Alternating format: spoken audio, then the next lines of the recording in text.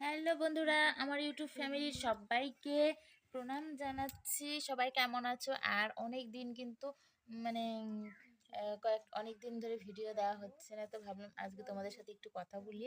আর তোমরা সবাই কেমন আছো? আর তোমাদের আশীর্বাদে কিন্তু আমিও ভালো আছি। ঠিক আছে বন্ধুরা, তো দেখো এখন বসে আছি। খাওয়া দাওয়া তো হয়ে গেছে, রান্না বাড়া খাওয়া দাওয়া সব কমপ্লিট করে তারপরে হচ্ছে গিয়ে কি বলতো, মানে পড়তে বসিয়েছি অঙ্কিতাকে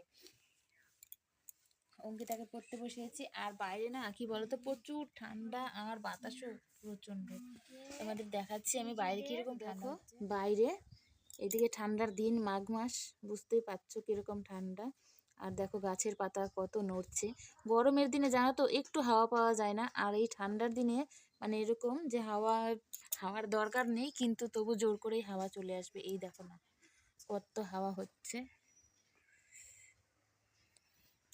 আর ওইখানে দেখো আমার কয়েকটা রক্তগান্ধা ফুলের গাছে কত সুন্দর রক্তগাঁদা ফুল ফুটেছে। এই ফুলগুলো আমার ভীষণ প্রিয়। তোমাদের কেমন লাগে সেটা কিন্তু জানাবে, ঠিক আছে বন্ধুরা। আর এদিকে দেখো বাতাসটা প্রচণ্ড, দেখতে পাচ্ছ কিভাবে পাতাগুলো নড়ছে, দেখো। আর আমাদের জমির ওই পাশে দেখো দূর দিয়ে কুয়াশাই এখনো শেষ হয়নি, কুয়াশা এখনো দেখা যাচ্ছে। তো রৌদ্রটা ভালো করে উঠলে রৌদ্রে গিয়ে বসবো। আর এখন ঘরে বসে আছি, ঘরে বসে কিন্তু অঙ্কিতাকে পড়াশোনা করাচ্ছি। বসে আছি আর অঙ্কিতাকে পড়তে বসিয়েছি।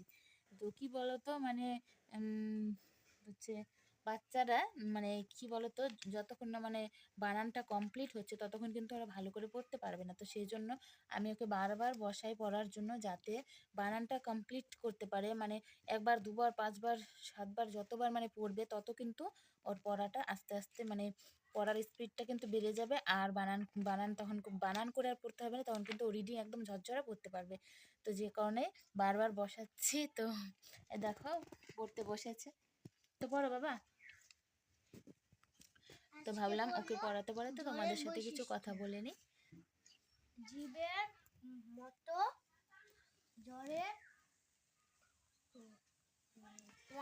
তো আজকে আমাদের কিন্তু এই ভিডিওটাই থাকছে ওকে পড়তে বসানোর, ঠিক আছে বন্ধুরা। আর ঠান্ডার দিন কিন্তু আমরা না কি করতাম বলো তো, ছোটবেলায় ঠান্ডার দিনে মা রান্না করতে কাজ টাজ করে, আর আমরা কিন্তু ভোরবেলা উঠে মানে না কি বলতো, যেখানে রৌদ্র থাকতো, আর আমরা যে কজন, আমরা ভাই বোন, তারপরে পাড়ার যে কজন ছিল আমরা সমবয়সী, তো সবাই কি করতাম, যে জায়গাটা রৌদ্র পড়ে সেই জায়গাটায় বই চাদর নিয়ে চলে যেতাম।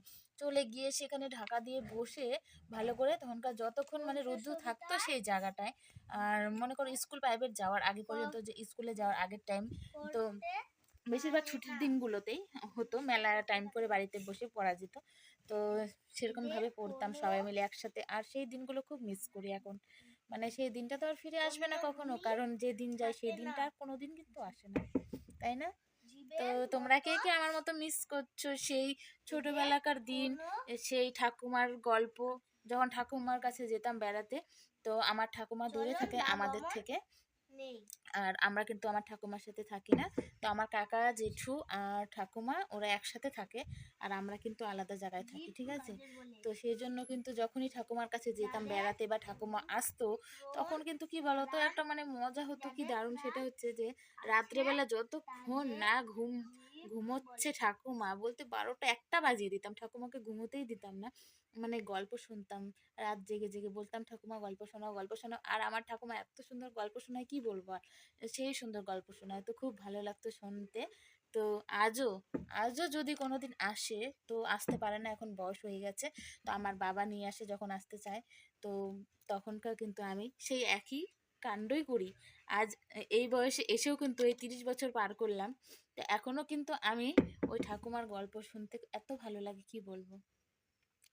তো যাই হোক, আমার মতো কার কার ঠাকুমার গল্প শুনতে ভালো লাগে অবশ্যই জানাবে। আর ওই যে অঙ্কিতা তো পড়তে বসেছে, পড়ো বাবা।